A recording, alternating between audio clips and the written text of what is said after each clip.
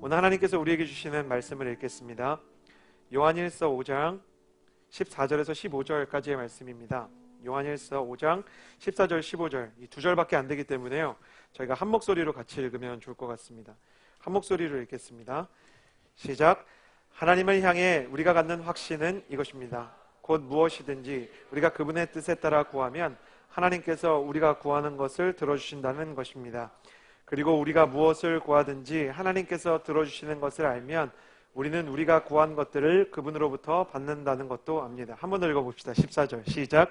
하나님을 향해 우리가 갖는 확신은 이것입니다.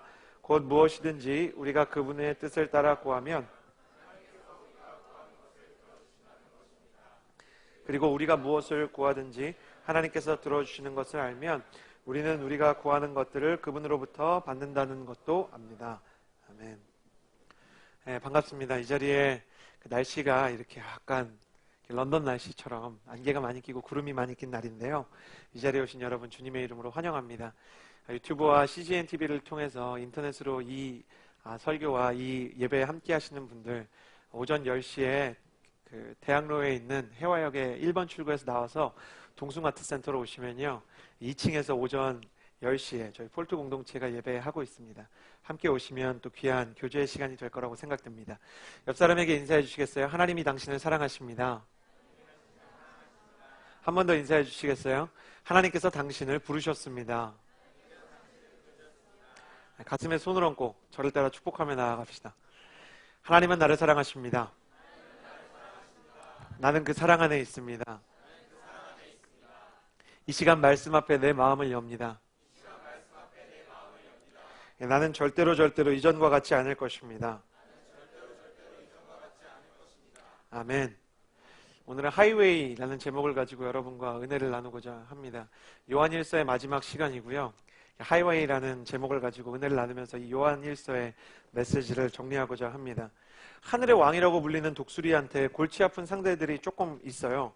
그 중에 하나가 뭐냐면 까마귀예요.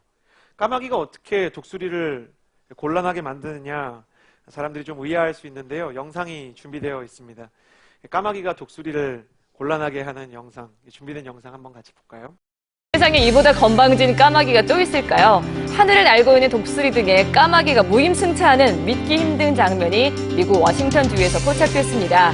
비행 중인 독수리의 등 위에 마치 조종사처럼 타고 있는 뻔뻔한 까마귀, 이 두 새가 날개를 확 펴고 있으니까 그림 같긴 하네요. 그 독수리 등에 지금 까마귀가 탔잖아요. 이거는 굉장히 이례적인 현상이긴 하지만 사실 까마귀가 독수리를 괴롭히는 법이 생각보다 굉장히 많습니다. 독수리, 까마귀 이런 걸 치잖아요. 그럼 까마귀 떼가 독수리가 날아오르려고 할 때 독수리를 괴롭히는 장면을 심심치 않게 볼 수가 있어요. 개와 고양이처럼 상극인지 아니면 개와 원숭이처럼 견원지간인지는 모르겠지만 하여간 독수리가 날아오르려고 하면 까마귀들이 굉장히 괴롭히는 경우가 많아요. 독수리가 무언가 음식을 먹으려고 밑으로 손살같이 날아내려오면 그 음식을 까마귀 떼가 뺏어 먹는 법도, 이 뺏어 먹는 경우도 굉장히 많습니다. 저는 그걸 보면서 참 신기하다는 생각을 했어요. 어떻게 독수리를 까마귀가 괴롭힐까?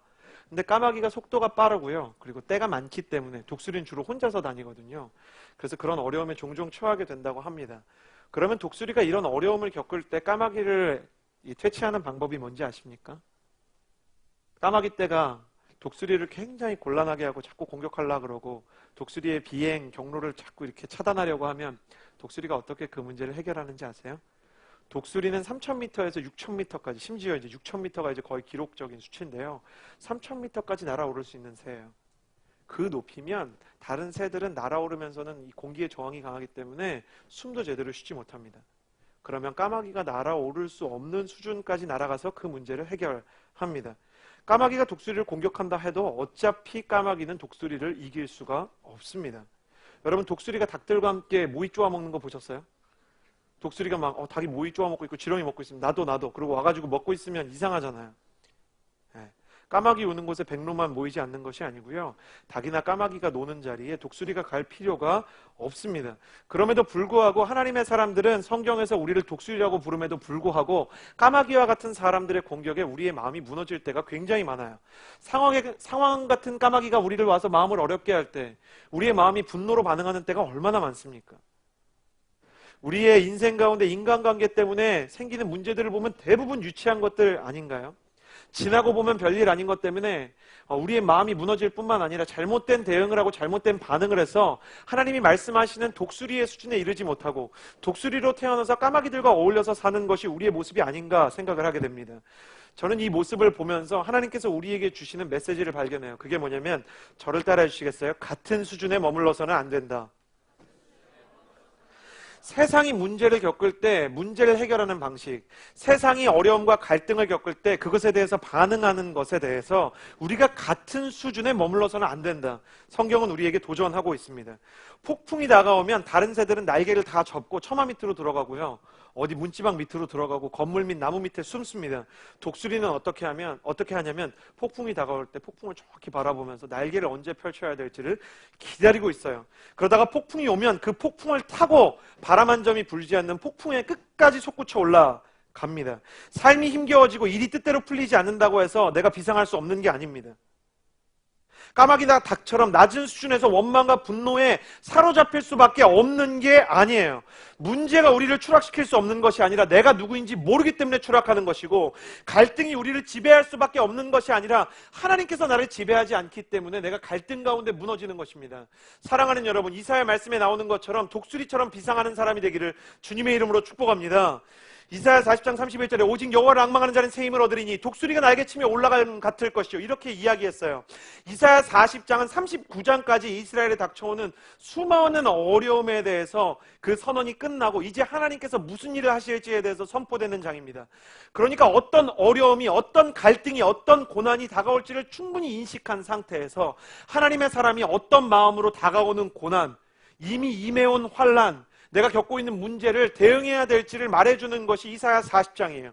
거기서 독수리처럼 날아올라야 된다 얘기하는 거예요. 그래서 저는 오늘 말씀의 제목을 하이웨이로 정한 것입니다. 하이웨이. 세상의 수준에서 하이웨이는 고속도로예요. 그러나 하나님의 수준의 하이웨이는 하늘을 나르는 하이웨이, 높은 길입니다. 나는 여러분이 가끔씩 고속도로라고 생각하고 들어갔는데 저속도로 이상으로 길이 막히는 추석 귀성길 같은 인생이 아니라 하늘 높이 날아올라서 폭풍 위로 날아오르는, 문제를 뛰어넘는 하나님의 성품과 하나님의 능력을 가진 사람이 되기를 주님의 이름으로 축복합니다. 어떻게 하면 이 하이웨이를 날아오를 수 있는가? 어떻게 하면 이 스피리추얼 하이웨이를 날아오르는 독수리의 인생을 살 수 있는가? 저는 그것이 요한이 이야기하는 기도의 법칙에 달려있다고 생각합니다.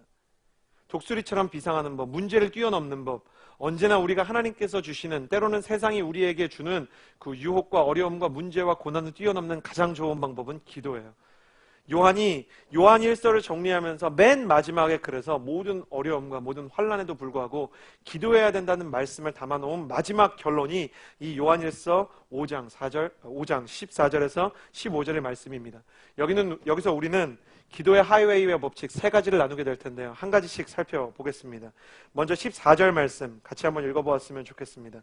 14절 같이 읽읍시다. 시작. 하나님을 향해 우리가 갖는 에 따라 구하면 하나님께서 우리가 구하는 것. 14절에 여기에 무엇이든지라는 단어에 주목해 주세요. 오늘 저희 이 화면에 나오는 자막 두 번째 줄 첫 번째 단어, 무엇이든지 구해야 된다. 그분의 뜻에 따라 구한다는 것 앞에 무엇이든지라는 단어가 있어요. 무엇이든지와 그분의 뜻에 따라, 이것이 얼핏 보면 모순 같은데 두 가지를 다 나누면서 이것을 해결하고자 합니다. 첫 번째는 우리가 기도의 하이웨이를 타고 문제와 갈등의 세상의 이 분노와 원망과 세상의 어떤 계략과 정치의 수준을 넘어서는 그런 하나님의 사람으로 우뚝 비상하는 법, 우뚝 서는 법, 첫 번째 단계는 무엇이든지 망설이지 말고 기도하라는 것입니다. 저를 따라 주시겠어요? 무엇이든 망설이지 말고 기도하라. 우리가 기도를 처음 하려고 하면 굉장히 망설여요. 이 기도를 해도 되는 건가? 안 되는 건가? 아니면 뭐부터 기도를 해야 되나?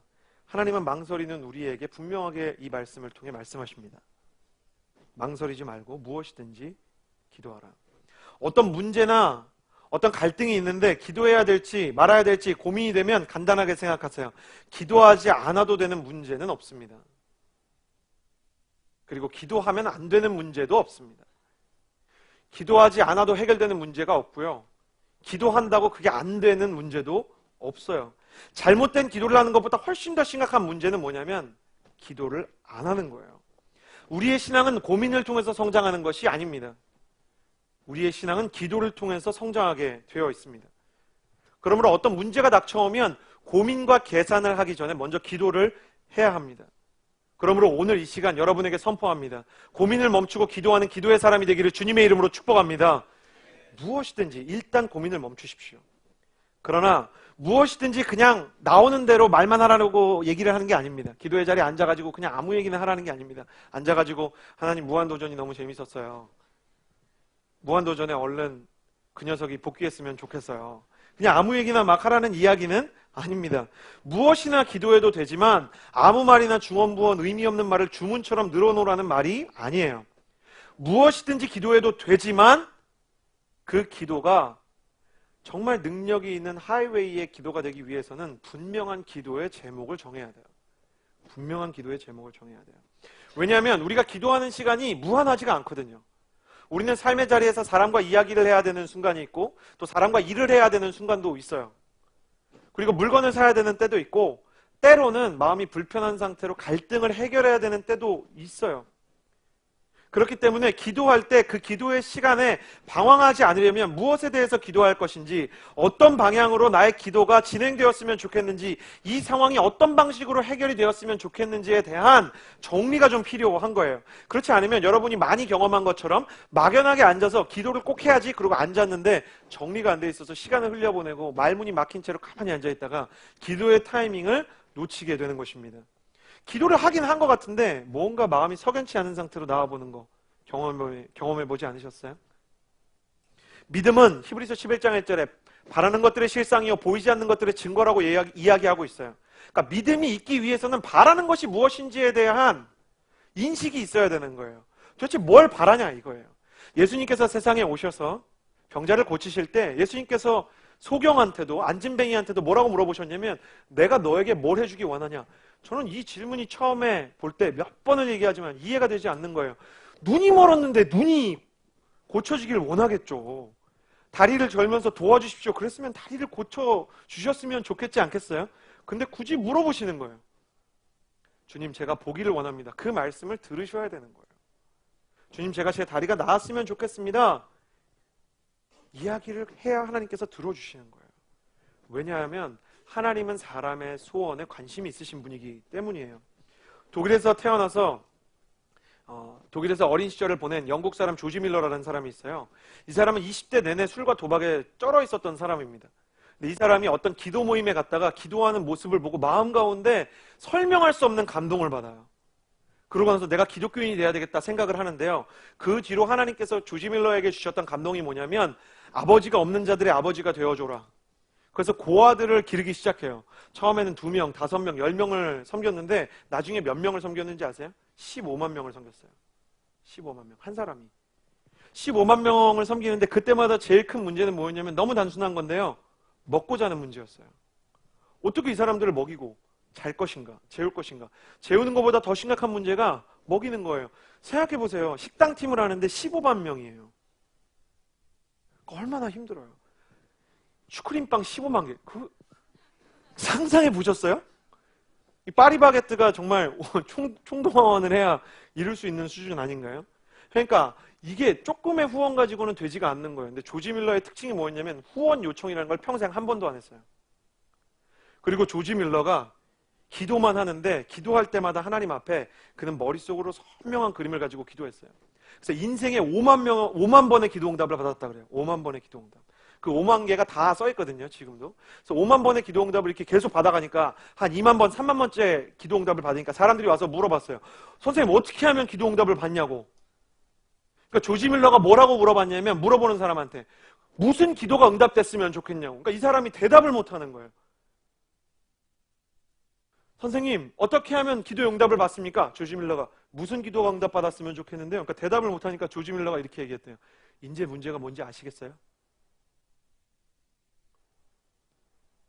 기도의 제목이 분명하지 않은데 기도의 응답이 분명한지 아닌지 당신이 어떻게 합니까? 분명한 기도의 제목을 가지십시오. 그렇기 때문에 여러분 20대에 꼭 훈련해야 되는 게 있어요. 뭐냐면 기도의 제목을 적는 거예요. 저도 지금도 그걸 훈련하고 있어요. 기도의 제목을 적는 훈련. 이번에 수련회를 준비하는데 마음 가운데 기도하면 기도할수록 하나님께서 구체적인 걸 자꾸 요구하시는 거예요. 하나님 은혜가 임했으면 좋겠습니다. 근데 하나님이 저의 마음 가운데 자꾸 질문하시는 것 같은 거예요. 어떤 은혜? 은혜가 임하면 임하는 거지 어떤 은혜냐? 하나님 뜨거운 은혜? 막 이렇게 기도하면서 제 마음 가운데 망설임이 생기는 거예요. 그렇죠? 어떤 은혜냐? 그래서 어떤 은혜인지를 제가 기도하면서 하나님이랑 계속 씨름을 하기 시작했어요.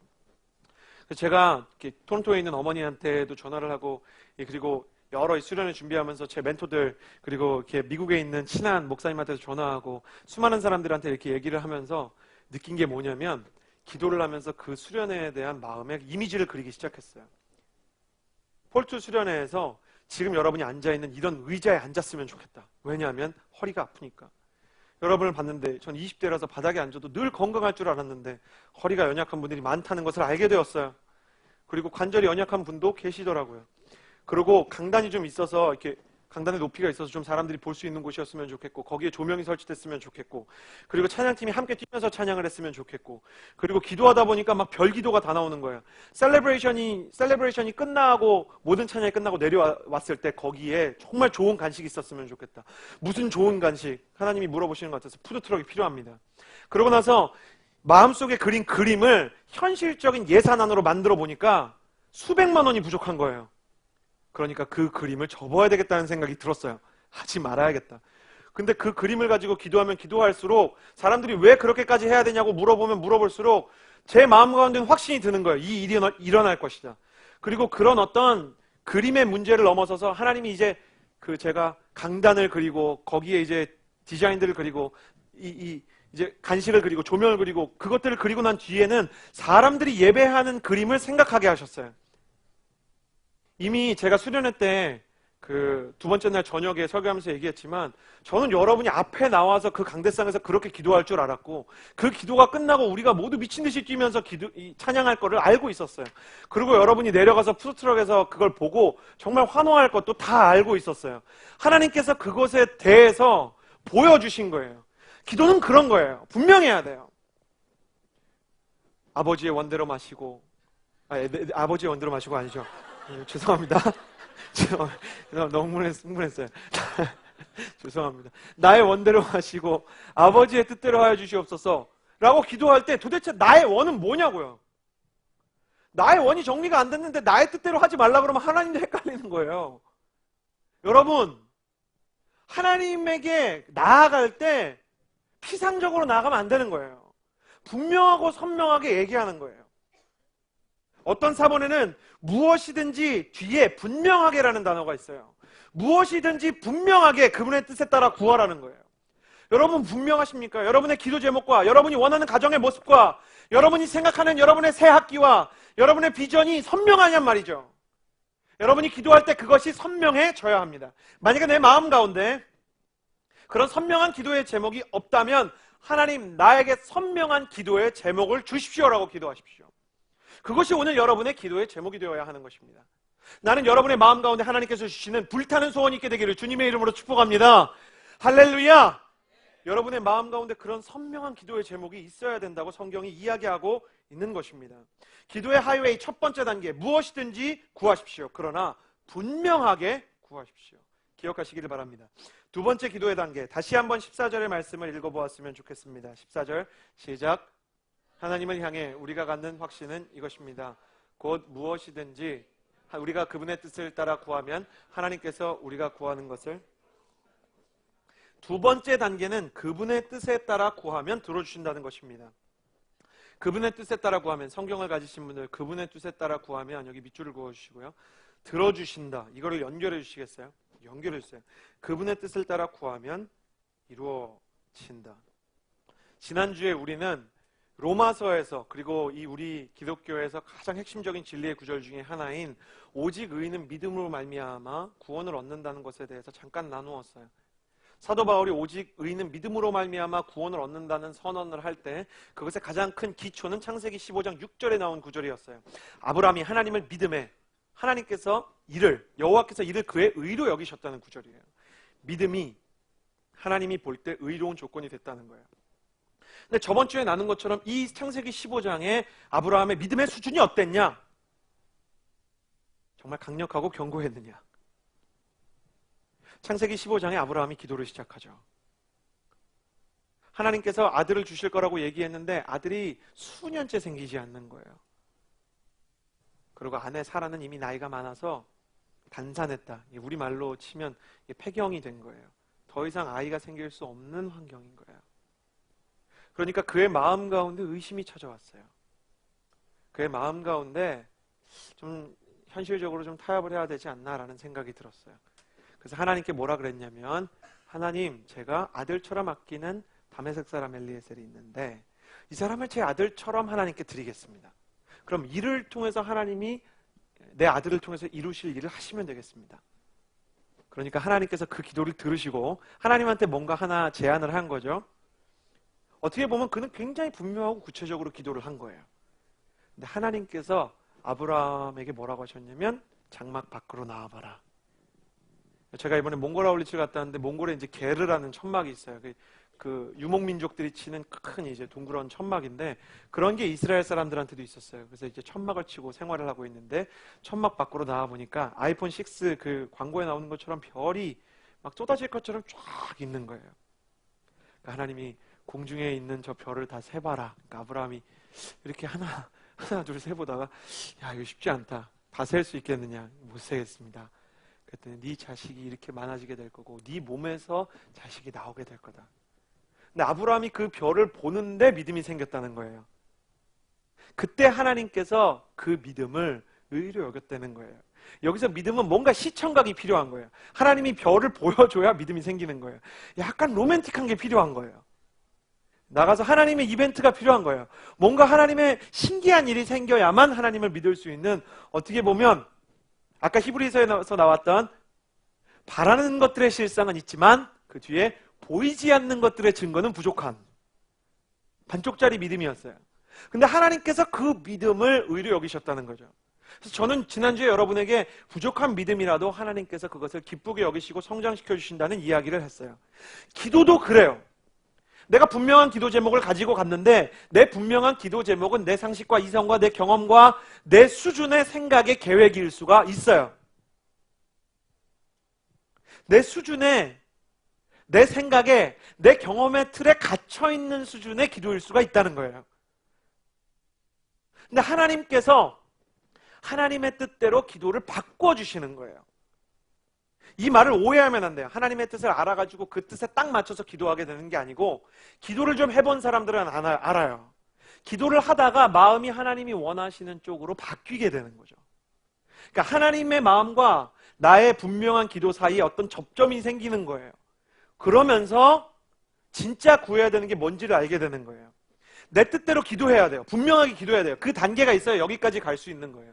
분명하게 기도하다 보면 마음 가운데 이상하게 불편하고 기도가 잘 안 될 때가 있어요.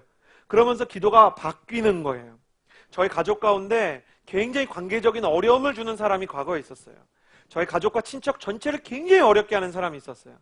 근데 저희 가족들이 하나님 앞에 정직하게 기도하는 것을 굉장히 훈련하고 미덕으로 생각하는 사람들이었어요. 그러니까 기도를 하면 처음에 나오는 얘기가 미워서 너무 밉고, 저 사람이 정말 망했으면 좋겠고 저주를 당했으면 좋겠고 어떻게 저럴 수가 있냐라는 말이 나오는 거예요. 그 정도로 용기가 있었어요. 근데 그렇게 용기를 있게 기도를 하다 보면 어느 순간에 하나님께서 그 기도를 바꿔주는 거예요. 내 마음은 그렇지 않은데 하나님, 내가 그래도 그를 용서하게 해주십시오. 하나님, 내가 그래도 그 사람이랑 다시 좋은 관계가 못 될 수는 있지만 그 사람 때문에 내가 발목 잡히지 않게 해주십시오. 여러분, 특별히 미움이나 분노나 증오나 어려움이 있고 갈등이 있고 내가 이해할 수 없는 사람이 있으면 기도하려고 그러면 기도가 잘 되질 않아요. 예배를 하려고 그러면 그 예배가 잘 되질 않아요. 그런 때는 마음이 어렵다고 기도하는 거예요. 언제까지? 하나님께서 하나님의 마음을 내 안에 부어주실 때까지, 하나님과 내 마음이 동기화가 될 때까지 기도하는 거예요. 하나님의 응답은, 하나님께서 말씀을 하시는 그 응답은 주로 세 가지예요. 첫 번째는 예스예요. 내가 그 기도를 들어주시겠다, 이렇게 얘기하는 거예요. 내가 그 기도 들어주겠다. 이거는 쉬운 거예요. 우리가 구체적으로 기도하는 대로 하나님께서 해주시는 거예요. 두 번째 응답은 웨이트예요. 기다리라는 거예요. 이 웨이트의 기도 응답을 받은 사람들의 특징은 뭐냐면, 상황이 계속 그대로인데도 불구하고 기도를 하면 할수록 오히려 열정과 용기가 식질 않아요. 그러니까 이 기도가 포기가 안 돼요. 때로는 그 기도를 내려놓고 싶고, 때로는 그 기도를 포기하고 싶은데도 하나님이 계속 기도를 시킬 때는 기도의 분량을 어느 정도 쌓아야 되는 거예요. 세 번째는 뭐냐면 노예요. 노인데 그냥 노가 아니라 but the other one. 그건 안 되지만 내가 이걸 해주겠다. 하나님이 어떤 문을 닫으실 때가 있어요. 그건 안 된다는 거예요. 기도하는데 어떤 것에 대한 응답이 없을 때가 있어요. 안 들어주실 때가 있어요. 그러면 그거는 무조건 안 된다는 게 아니에요. 그건 무조건 그거를 포기하라는 게 아니에요. 내가 어떤 이직 문제를 두고 기도를 하거나, 유학 문제를 두고 기도를 하거나, 내가 어떤 남자에 대해서, 여자에 대해서 기도를 하거나, 가정에 대해서 기도할 때 하나님이 안 들어주신 때가 있으면 용기를 내서 물어봐야 돼요. 그러면 하나님의 뜻은 뭡니까? 저는 대학부에서 자기가 가게 된 대학의 전공이 마음에 들지 않은 사람을 수도 없이 만났어요. 대부분 한 절반 이상은 우리나라 교육이 좀 부족한 면이 있기 때문에 자기가 전공하는 그게 그런 걸지를 모르고 가요. 이 말이 뭔지 알죠? 그게 그런 걸지 모르고 거기 갔다. 이거 무슨 말인지 알죠? 경영인데 경영이 이런 걸지 모르는 거예요. 심리학인데 심리학을 배우고 나니까 마음이 더 복잡해지는 놀라운 역사가 일어나는 거예요. 그렇죠? 생명공학을 배웠더니 생명에 대해서 더 모르게 된 거예요. 철학을 배웠더니 세상이 더 복잡해지는 뭐 그런 혼란이 생길 때가 있어요. 그러면 그런 혼란이 있으면 어떻게 해야 되냐는 거죠. 그럼 하나님, 도대체 이런 일이 일어났는데 왜 그렇습니까? 내가 도대체 여기서 어떤 태도와 어떤 반응을 보여야 되는 겁니까? 주님께서 알려주십시오. 그러면 로마서 8장 26절에 이렇게 얘기하고 있어요. 이와 같이 성령도 우리의 연약함을 도우시나니 우리는 마땅히 빌 바를 알지 못하나 오직 성령이 말할 수 없는 탄식으로 너희를 위하여 친히 간구하시느니라. 성령님께서 우리가 제대로 된 기도를 하지 못할 때 그걸 정죄하는 게 아니라 기도가 바른 방향으로 갈 수 있도록 도와주신다는 거예요. 그래서 기도가 막히고 기도가 어렵고 기도의 응답이 내가 원하는 방향대로 가지 않으면 이렇게 기도해야 돼요. 성령님 어느 방향으로 기도해야 될지 알게 해주십시오. 여러분, 정직하고 분명하게 무엇이든지 기도하십시오. 그리고 언제까지 기도하냐면 하나님께서 하나님이 원하시는 것이 무엇인지 내 마음에 알게 하실 때까지 기도하십시오. 그러면 비로소 하나님께서 나에게 어떻게 응답하시는지를 알게 될 거예요. 이것을 위해서 필요한 게 뭐냐면 열정이에요. 포기하지 않는 거예요. 기도는 한 번에 이루어지는 기도가 거의 없어요. 한 차례 한 부분에 하루에 하루 저녁에 뭔가를 이루겠다 그러면 그 기도가 쉽게 이루어지지 않아요. 천리길도 한 걸음부터고 기도에도 분량이 있는 거예요. 이러는 사람들이 많이 있어요. 하룻밤 금식을 하고 철야 기도를 하고 하나님이 뭐를 빨리 해결해 주지 않으면 하나님 살아는 계십니까? 뭐 이런 거 있잖아요. 하루 만에 하나님 내 기도를 듣고는 계시나이까? 뭐 이렇게 그렇게 하기에는 우리의 기도가 아직도 우리의 성품을 많이 변화시키지 못한 거예요. 하나님이 어떤 문제를 주셨을 때 그 문제의 해결만큼 중요한 게 그 과정에서 우리의 내면이 어떻게 변화되느냐 하는 문제예요. 그 안에서 경험하게 되는 변화를 뭐라고 부르냐면 경건이라고 하는 거예요. 그게 경건이에요. 그 변화가. 그래서 이 경건을 영어로 godliness라고 부르는 거예요. 하나님을 닮아가는 과정. 나는 여러분에게 기도의 열정이 꺼지지 않는 불같은 열정의 사람이 되기를 주님의 이름으로 축복합니다. 나는 여러분이 성령님의 마음을 깨달아서 여러분의 마음과 성령님의 마음이 하나 되는 기도를 오늘부터 경험하는 기도의 하이웨이를 걷는 사람이 되기를 주님의 이름으로 축복합니다. 그래서 하나님께서 응답을 하시는 것을 경험해야 되는 거예요. 열정을 달라고 기도하십시오. 어떤 문제에 대해서 서운해하지 말고 삐지거나 토라지지 말고 하나님, 내가 포기하지 않고 그 문제를 다시 붙잡고 기도하겠습니다. 이렇게 기도하는 거예요. 마지막 기도의 하이웨이 세 번째 단계, 우리 15절의 말씀을 같이 한번 읽어보았으면 좋겠습니다. 같이 읽겠습니다. 시작. 그리고 우리가 무엇을 구하든지 하나님께서 들어주시는 것을 알면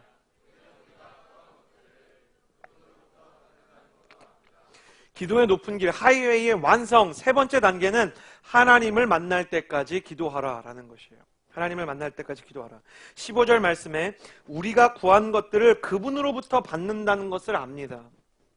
우리가 구한 것들을 그분으로부터 받는다는 것을 압니다. 이게 뭘 이렇게 간접적으로 뭘 얘기하고 있는 거냐면, 우리가 기도한 내용을 하나님께서 들으시고 하나님께서 응답하시는 것을 알게 된다. 더 넘어서서 하나님께서 우리를 사랑하시고 하나님께서 나를 향해 가지고 계신 마음을 만나서 결국 그 기도의 근원 되시는 하나님을 만나게 되는 것이 기도의 목표다 얘기하는 거예요. 참 요한사도다운 결론이에요. 기도의 결론은 응답이 아니라는 거예요. 기도의 결론은 임재라는 거예요. 하나님을 만나는 것이라는 거예요. 기도의 완성은 어떤 일에 대한 하나님의 성취가 아니라 나의 삶 가운데 성취와 응답을 만들어 가시는 하나님을 만나는 게 기도의 성취라는 거예요. 하나님께서 기도하지 않아도 채워주시는 경우가 있다는 걸 우리는 알아요. 사실 우리가 기도하는 것보다 기도하지 않고 하나님께서 주시는 게 훨씬 많아요. 그러면 왜 하나님께서 기도를 하라고 하시나? 기도 안 해도 들어주실 수 있는데 굳이 왜 기도를 하라고 하시나? 하나님께서 우리의 기도를 그냥 단순히 듣고 응답해주는 민원 창구가 아니라 하나님이 우리를 사랑하셔서 우리를 만나고 싶기 때문에 하나님께서 우리를 기도의 자리로 초청하는 거예요. 기도에 있어서 하나님의 궁극적인 목표는 기적이 아니라 사랑이에요. 기도를 통해서 기적을 경험하는 것이 아니라 기도를 통해서 온전한 사랑을 회복하는 게 하나님의 목표예요. 하나님은 우리랑 깊은 관계를 맺고 싶은 거예요. 여러분 생각해 보세요. 여자친구 안 만난다고 밥을 안 먹는 거 아니에요. 근데 어떤 사람이 이렇게 질문한다 칩시다. 여자친구 안 만나도 밥 먹는데 뭐하러 만나서 밥 먹습니까? 본질이 밥이 아니라는 걸 모르는 거예요. 여자친구 안 만나도 밥을 먹을 수 있는데 엄마가 지어주는 집밥이 훨씬 더 건강한데 왜 밖에 나가서 MSG 많은 외식을 해야 되나요? 본질이 밥이 아니기 때문이죠. 기도도 똑같아요. 어떤 분들이 저한테 와서 기도 안 해도 들어주실 때가 있고 기도해도 안 들어주실 때가 있는데 왜 기도합니까? 라고 저한테 물을 때가 있어요. 그런 질문을 받으면 마음이 아파요. 자기도 모르게 이 질문 안에 뭐가 들어있냐면 나는 기도를 듣고 계시는 하나님 그분 자신한테는 관심이 없다는 거예요. 나는 이 기도가 응답될지 안 될지가 중요하지 이 기도를 들어주시는 하나님과의 관계는 중요하지 않다는 말을 그 안에 깔고 있기 때문이에요. 하나님께서 얼마나 마음이 어려우실까? 제가 왜 더 이런 질문을 받을 때 그런 마음이 드냐면 제가 그런 사람이었기 때문이에요. 제가 20대 때 저는 이해할 수 없었던 게 있어요. 어떤 사람은 기도를 안 하는데도 하나님이 들어주시고 어떤 사람은 기도를 막 열심히 하는데도 안 들어주시니까 저럴 거면 기도를 왜 해? 이런 생각이 드는 거예요. 기도해도 안 될 것 같고 실제로 막 안 되고 쟤는 막 기도 안 해도 될 것 같은데 실제 기도 안 해도 막 되고 그러니까 막 마음에 부하가 치밀어 오르는 거예요. 제가 이번 주에 웹툰을 하나 봤는데 저희 세대 이렇게 그 선아래라는 웹툰 작가가 그리는 남이 사는 이야기라는 웹툰에 이 작가가 결혼을 했어요. 그래서 차를 타고 가는데 추억의 가수 이름 태사자라는 이름이 나오는 거예요. 여러분 태사자라는 이름을 아는 분이 계시고 모르는 혹시 아세요? 태사자 인 더 하우스 혹시 있어요 그런 게. 근데 태사자의 노래가 라디오에서 흘러나오니까 남편이 그랬대요. 태사자다. 나 태사자 엄청 좋아하고 동경했는데 아내가 물었어요. 왜? 모델처럼 잘생긴 애들이 노래도 잘 부르잖아. 근데 그 얘기를 하는데 아내도 부쩍 그런 마음이 자기 안에도 있더래요.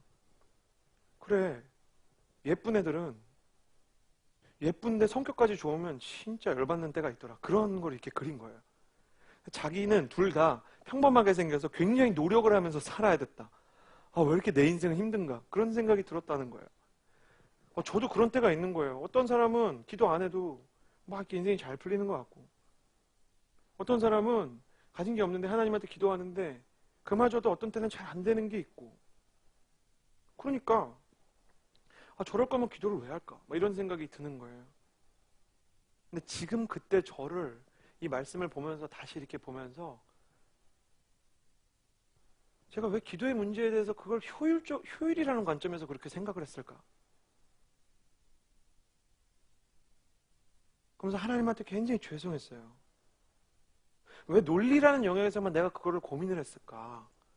막상 기도를 들어주시는 하나님과의 관계는 왜 아무 생각을 안 했을까? 내 그 고민과 생각의 저변에 하나님에 대한 배려나 사랑은 없었던 거예요. 그냥 어떤 문제가 어떻게 해결되느냐에 대한 관심만 가지고 20대를 살았던 거예요. 그러니까 기도를 하면서도 하나님한테 기도는 하지만 하나님보다 이 문제와 이 문제의 미래에 대한 관심이 너무 큰 거예요.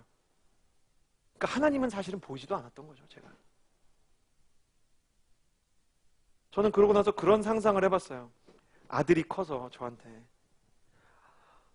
아니 연준이가 아빠랑 대화를 하든 안 하든 아빠가 밥 줄 때 되면 밥을 줄 거고, 아빠한테 바지를 사달라고 하든 안 하든 아빠가 사주고 싶을 때 사주는 것 같은데, 그럼 아빠랑 대화하지 말아야겠다. 이렇게 생각한다면 저는 아들을 보면서 너무 가슴이 아플 것 같아요.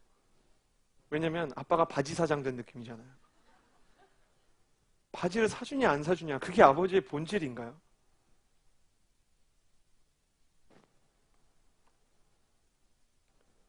밥보다 더 중요한 게 밥에 담긴 사랑이듯이 응답보다 더 중요한 건 우리 같은 연약하고 죄가 많은 사람의 기도에 응답해 주시는 아버지의 사랑이에요.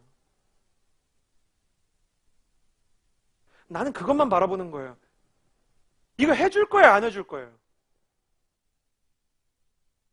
이거 사줄 거예요, 안 사줄 거예요? 그거 줄 거예요, 말 거예요?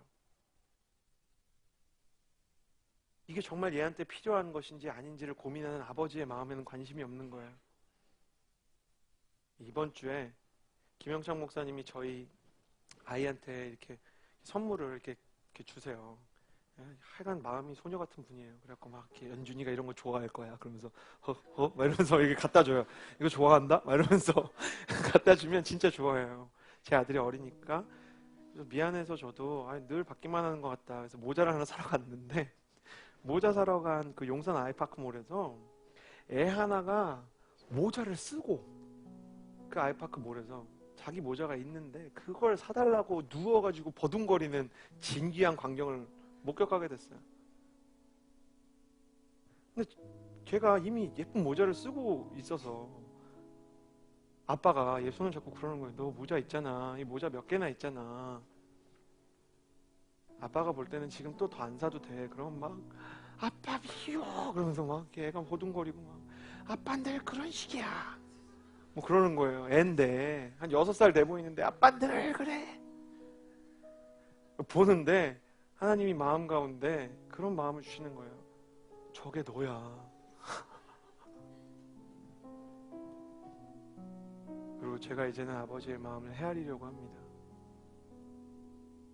때로는 너무 속상하지만 하나님께서 왜 그게 안 된다고 하는지,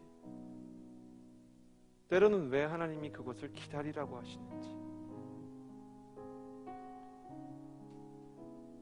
때로는 하나님께서 기도의 응답이 딱 되고 나면 그 기도의 자리를 너무나 매몰차게 떠났던 나를 왜 그렇게 사랑하는지 다시 한번 아버지를 생각합니다. 하나님은 기도할 때 야 너 진짜 열심히 기도하네, 그거 들어줄게 말게 도장 찍어주는 분이 아니에요. 내가 아픔을 가지고 기도할 때 하나님이 내 아픔을 함께 겪고 싶어 하시고, 내가 너무 답답할 때는 그 답답함 가운데서 함께 고통을 당하는 거예요. 십자가에 달린 예수님 속에서 우리는 우리의 고통과 함께 하시는 주님을 만나요. 우리가 하나님의 모든 것을 다 이해할 수는 없어요. 자식이 부모의 심정을 온전히 이해하는 때가 한참 뒤에서야 오듯이 우린 도대체 언제쯤 영적으로 철이 들게 될까? 저도 잘 모르겠어요. 그렇지만 나는 여러분이 마지막으로 기도의 단계에서 우리를 사랑하시는 하나님을 만나서 그분의 사랑 안에서 그분이 나에게 때로는 no, 때로는 wait이라고 얘기할 때 그것을 이해할 수 있는 수준까지 가기를 원합니다. 요한이 이야기하는 기도 생활의 끝은 거기에요. 하나님의 마음을 헤아리는 것. 토론토에서 가족을 만나고 한국으로 돌아오기 위해서 밴쿠버를 경유했을 때 밴쿠버에서 세찬 비가 내리고 있었어요. 야, 돌아가는 내 마음처럼, 즉 가족을 두고 돌아가는 내 마음처럼 하늘도 저렇게 먹먹하구나 하는데 비행기가 이륙을 해서 어느 순간이 딱 지나가니까 완전히 화창한 하늘 위를 나르고 있더라고요. 왜 그런가 봤더니 비를 내리는 비구름보다 더 높은 곳으로 이미 올라와 버렸어요. 여러분, 지상에 여전히 비가 내리고 있어도 하늘이 평안하고 고요할 수 있다는 것을 저는 거기서 배웠어요. 오늘 여러분의 현실이 기도에도 한순간에 변화되지 않고 때로 여러분의 인생의 비구름과 먹구름으로 인한 심각하게 먹먹한 마음들이 여러분을 지배하고 있다 할지라도 구름 위로 날아오르게 하시는 성령의 비행기를 타고 그 하이웨이를 거니는 여러분이 되시기를 소원합니다. 우리의 기도를 들으시는 그분을 더 사랑하기 원하는 마음으로 함께 찬양하면서 나아가기를 원합니다. 제가 가장 좋아하는 찬양 함께 찬양합시다. 주님만 주님만 주님만 사랑하리. 나의 왕 나의 왕 나의 주님 주님을 더욱 알기 원해. 나 주님께 오직 주께 경배하네. 거룩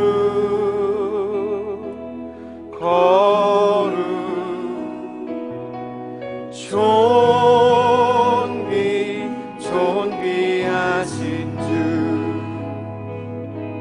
사랑합니다. 우리 두 손을 가슴에 얹고 주님만 사랑하리. 주님만 사랑하리.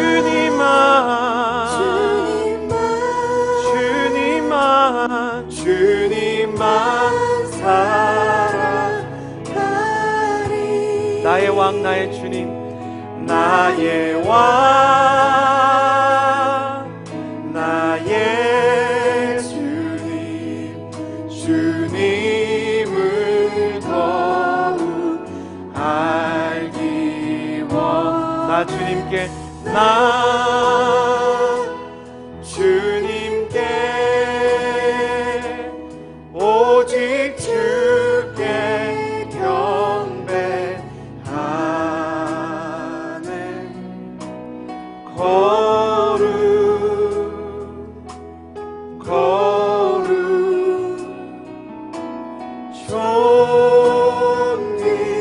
존귀하신 주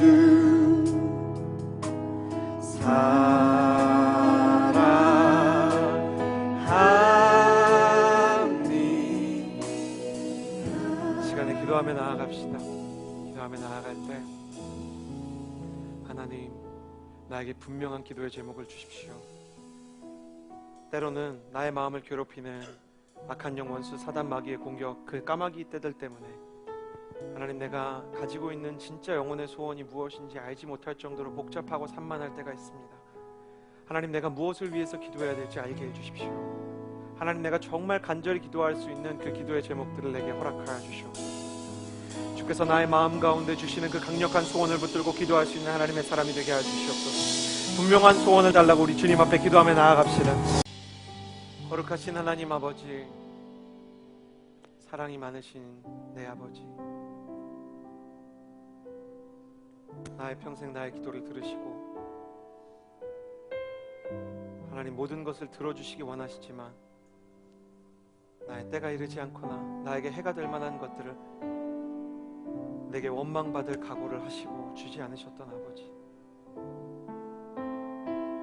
때로는 그것이 이루어지고 응답되면 안 되기 때문에 나의 기도 가운데 그것이 안 된다고 말씀하셔야 했던 아버지, 그럼에도 불구하고 언제나 최선의 사랑을 주시고자 하셨던 그 십자가의 사랑을 보여주신 아버지,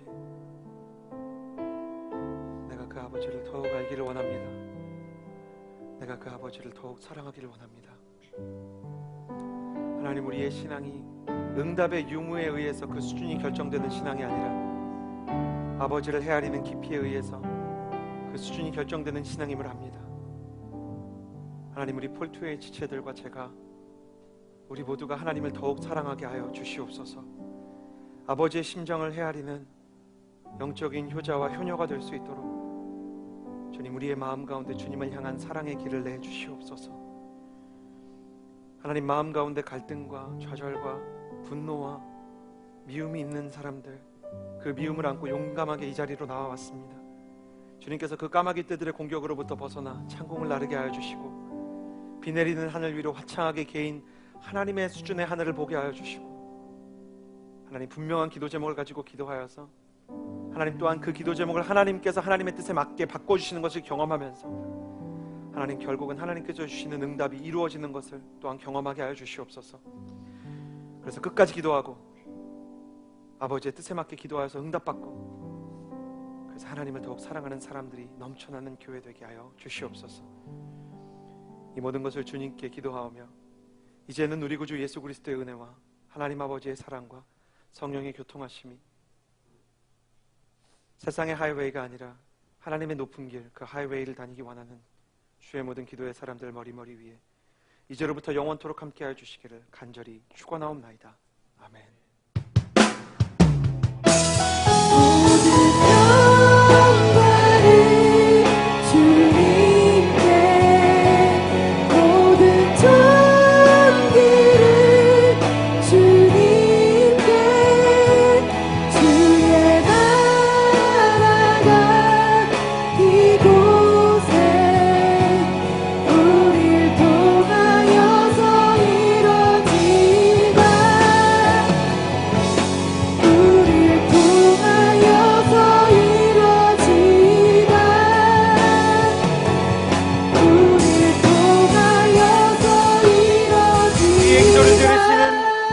아버지 하나님께 감사와 영광의 박수를 올려드리겠습니다.